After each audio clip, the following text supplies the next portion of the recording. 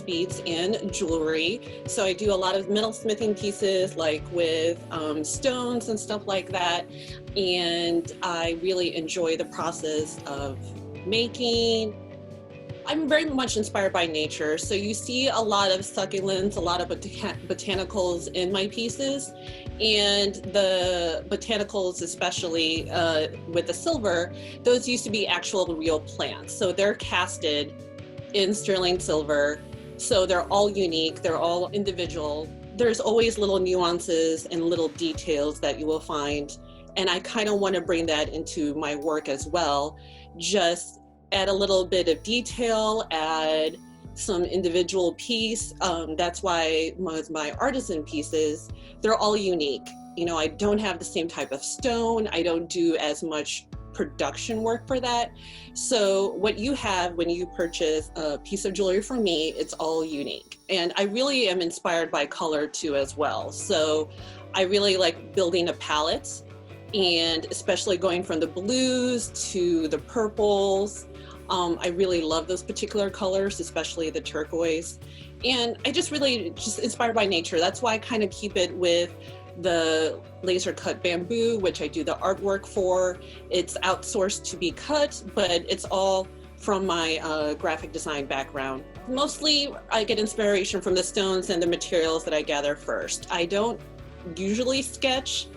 In rare occasions I will, but going inside the glass studio and probably just sitting around and playing around with different pieces is how I get the different ideas to kind of create. I've never been really much of a sketch person, even when in college doing like graphic design. I'm like, I just want to kind of freeform it and try it out that way. So that's how I usually start, is just, you know, playing around. And that's really what I think is best for, like, any one of us. Just experiment and don't necessarily have a plan, because sometimes the plan can go off kilter. And then what are you going to do? Because then you get too much inside of your head about that. And it's hard sometimes to get out of that particular stressful point. So if you just kind of let it go, let it be free with it, then it's you know, better for your kind of soul and stuff like that.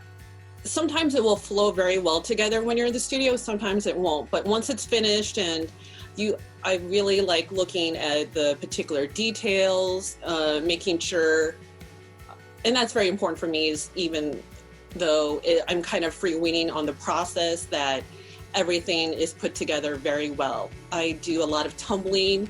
So you're tumbling pieces first in a stainless steel shot, and then the stones, like right here, are going to be set into it after the fact.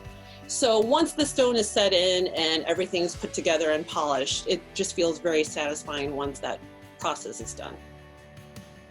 As artists, we put our soul and our heart into each piece. So when you buy from locally, from around your area, not only from artists, but also like supporting local restaurants, someone puts their heart and their soul into making that food. And as us as artists, we're doing the same thing as well.